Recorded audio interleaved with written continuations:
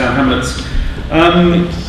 Just before I say what I was going to say, in reference to the earlier discussion about News International, our NUT secretary in Lancashire tipped us off yesterday that Rebecca Wade is, I can't remember the exact details, but News International has a relationship with a school in Lancashire, and Rebecca Wade is due in the next week or so to be presenting prizes at the school prize giving. We don't know yet whether she will be turning up, but I think the NUT colleagues there will be looking to organise something and raise questions about the fitness of this person to be handing out prizes. So we'll obviously let people know if there is something going on in that area.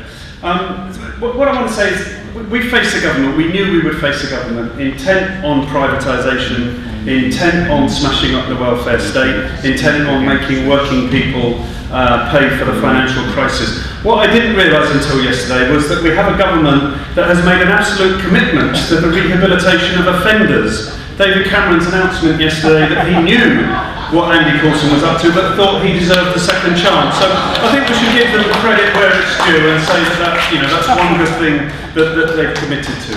What I want to talk about, obviously, is June the 30th and where I think that fits in and explains some of where we think it's going. June the 30th clearly was a very good day for the trade union movement, and I hope people will see it as a good day for the fight back against this government. We had the students, we had the demonstration on March the 26th, which we always said couldn't be the high water mark of the movement, and I think we've demonstrated now that we've got places to go, there are things happening with that. But for us, I think Jess summed it up very well. June the 30th, the demonstrations all over the country were very young, lots of young teachers in their 20s striking to defend a pension that is 40 years away, for us was very, very encouraging.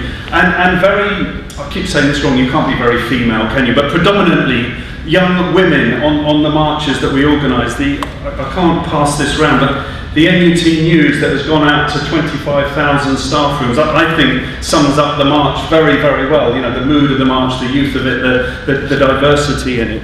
And so we were very pleased with that. All over the country we've been recruiting members, we've been recruiting new reps in schools, ready for the next stages of the fight. The NUT joining hotline went into meltdown in the days before the strike. Even in the day before the strike, we had 500 applications to join the NUT because people wanted to be able to take part in the strike action.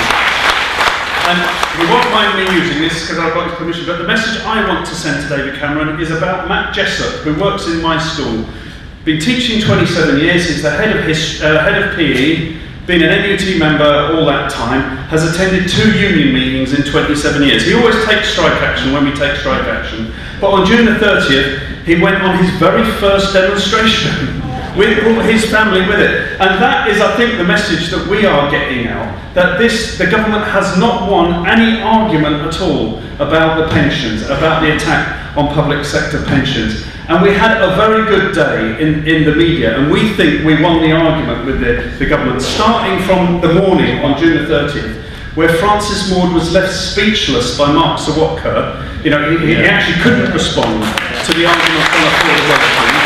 And Mark, summed up and said, well, I think we've just heard the sound of Francis Maude being rumbled. What we heard later in the day was that Maude was pulled from 2 further press appearances because they were in a spin about the affordability argument. We also heard from our sources that several government ministers refused to go on programmes like Question Time and Newsnight because they didn't know what the arguments were. They didn't know how to combat our arguments on affordability and what they were putting forward about pensions. Christine Blower, our General Secretary, went on Question Time that night and got a huge round of applause when she came into the room. And what was crucial to us, and this goes back to what was Dot saying, the argument we were trying to get across, and we want to get across, is that the crisis in pensions isn't about public sector pensions. It's the state pension and pensions in the private sector that need addressing. So,